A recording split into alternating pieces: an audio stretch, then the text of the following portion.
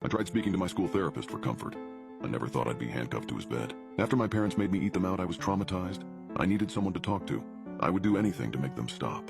I never would have imagined that reaching out to a therapist would make my issues even worse than before. What really hurt me was the lack of compassion on behalf of my parents. I still loved them, so I didn't want to call the police and have them locked up forever. My mother was completely bitter and cold-hearted, and my father lacked all type of emotion. I'm surprised I didn't turn out to be a psychopath, considering I was born into a family of them. My only option was my school's psychologist. For his own privacy, we will call him Dr. Tanner.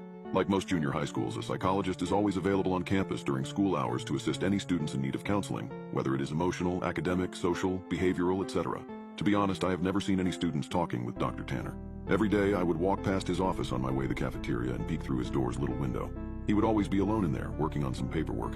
I guess that most kids were too afraid to speak about their problems to an adult who was practically a stranger. I now understand the horrifying truth of why students weren't going to see him. One day, I finally mustered up the courage to go to him and voice my troubles. I went up to his door during break time and knocked. Through the window, I could see him raise his head, smile, and motion for me to come in. I did. He greeted me by introducing himself and asking for my name. Dr. Tanner was a very soft-spoken man who seemed to radiate kindness. In less than 30 minutes, I rambled to Dr. Tanner about how mean my parents were to me and how they didn't care about me at all. After a while, my voice began to quaver and I stopped speaking. The psychologist listened patiently to my whole spiel, arms folded and head nodding. I half expected him to begin talking about how everything I had just said was untrue and that my parents loved me dearly and blah blah blah. But he didn't. Dr. Tanner leaned towards me with a grin on his face and said, "You know, I'm the best school psychologist in the world. I promise we will fix this." I should have known something about the way he talked was deeply wrong, but I was desperate and had no one else to go to. I rolled my eyes. "Okay, but how?" I asked.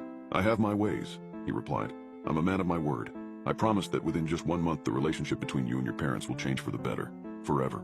After a brief pause, he continued, "Although I do need you to make me a promise. You have to promise me that you'll come back to my office after school tomorrow and that you won't tell anyone that we had this conversation today. It'll be our little secret."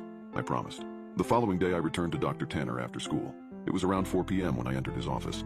After a warm welcome, he asked me to have a seat in front of his desk once again. Upon sitting down, I watched Dr. Tanner close the blinds of the door's tiny window. "There," he smiled. "Now we have all the privacy we need." We began to talk about my likes and interests, my favorite subjects in school, my least favorite teachers, and things of the like. About an hour into the conversation, Dr. Tanner offered me a soft drink. I gladly took the offer, considering my parents never allowed me to drink soda.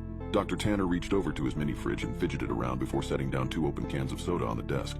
Afterwards, we continued to talk about what was going on in my life, but it wasn't long before I passed out from whatever substances Dr. Tanner placed in my drink. It took me a minute or so to adjust my blurred vision upon waking, and when it did, I had no idea what to think. I was handcuffed to a bed and my mouth was sealed with duct tape. I immediately began to panic, squirming and tugging at the cuffs, but gave up soon after. My eyes widened in disbelief after looking around the room. There were posters of superheroes pinned up along the wall.